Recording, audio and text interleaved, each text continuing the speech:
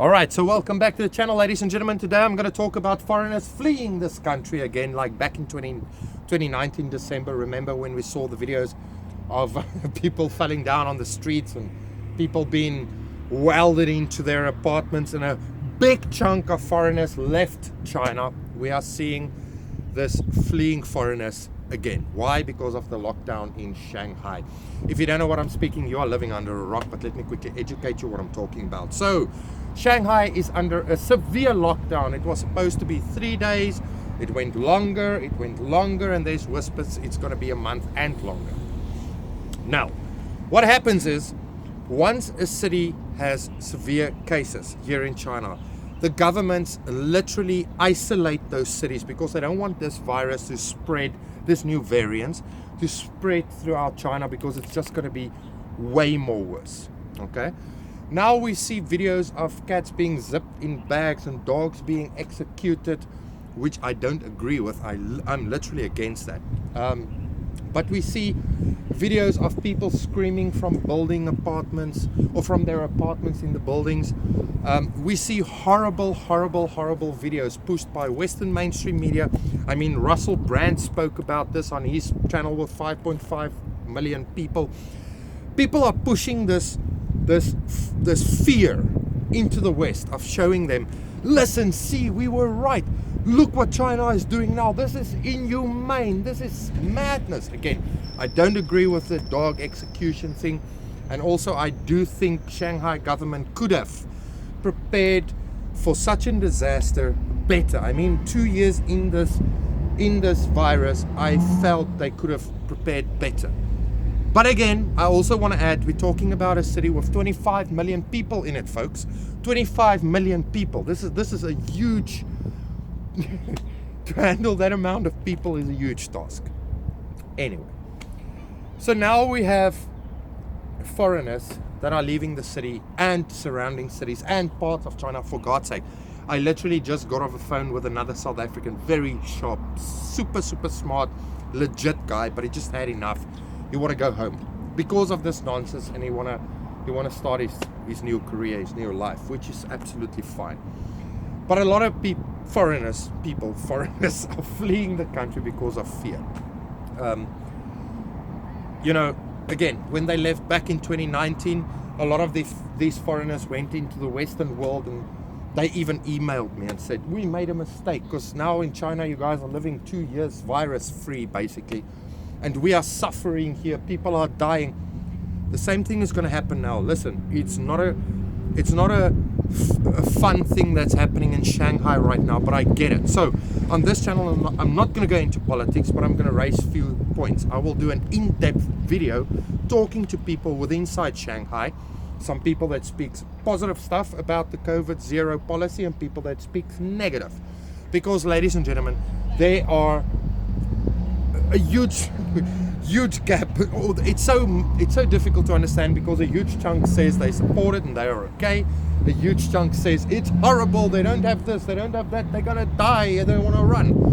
So it's very difficult. So on my political channel called Daily Jerry, I will go in depth. So here I just want to raise a few points real quick. Think about this.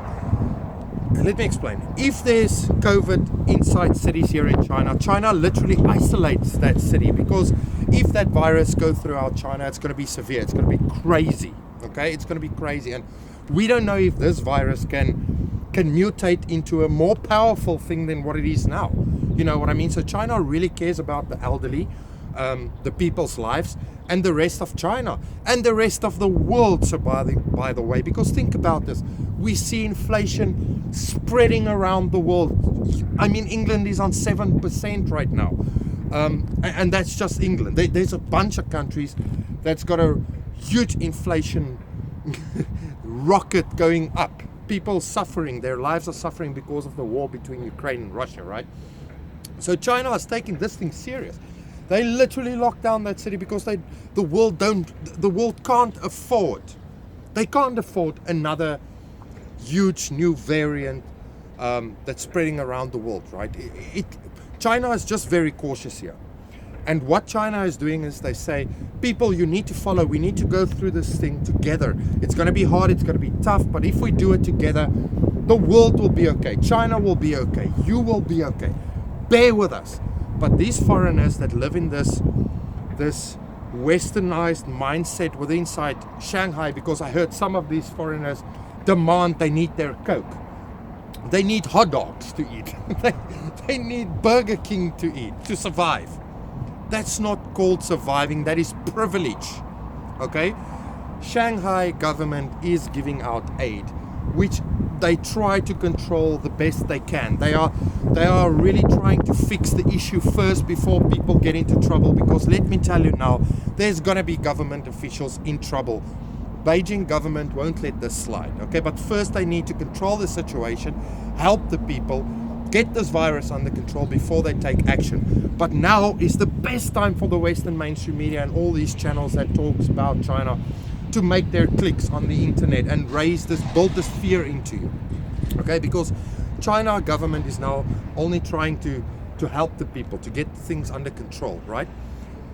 Ladies and gentlemen, think about this. If there must be a new variant right now spreading across the world with inflation, with a war we are seeing, with North Korea, South Korea busy, they are on a brink of nuclear war. You don't even know about it. But there's so much stuff going on around the world that is seriously, we are literally on the edge of losing humanity, in my opinion. So China is holding on to the last straw of trying to keep everything intact, basically, in my opinion. All right. Now, we see these videos where these Chinese people protest against the government, saying, we want food, you treat us bad. I want to ask you to go watch all those videos and point out where you can show me a police officer shot one of these protesters. Point that out for me, because you won't see it. You won't see it. We just had a black guy being shot in the head in America again. You know, not George Floyd. George Floyd started the whole thing, but the whole Black Lives Matter thing. But there's a black guy, literally, I think 2-3 days ago, been shot by a white police officer again. Okay, this is in America, the land of the free, where you can freely protest, all this kind of stuff. Here in China, these guys protest and they get angry, and they did scream from their buildings, and they did clash with some of these, COVID regulators and police and all this kind of stuff, but nobody's shot dead. That's my point here. In this communist, evil country, nobody's been shot dead up until now. Okay, so let that sink in for a moment for you guys. Another point is, these guys protest. They are angry because they are suffering. They need to go through this to save the rest of China, but they do protest, they do get annoyed, they do get angry. But they protest. In this communist country where the world says Chinese people can't do it because all of them will be arrested, all of them will be detained, they will be executed. You can't do that here. They bloody protest here. And you see it on videos. You know what I mean? So they can protest, they're not being shot at. Yes, it is tough in Shanghai right now, but it's not as what the media is telling you. It's not what these small little clips out of context, making it circle around the internet, is trying to tell you. It's not really like that. Okay?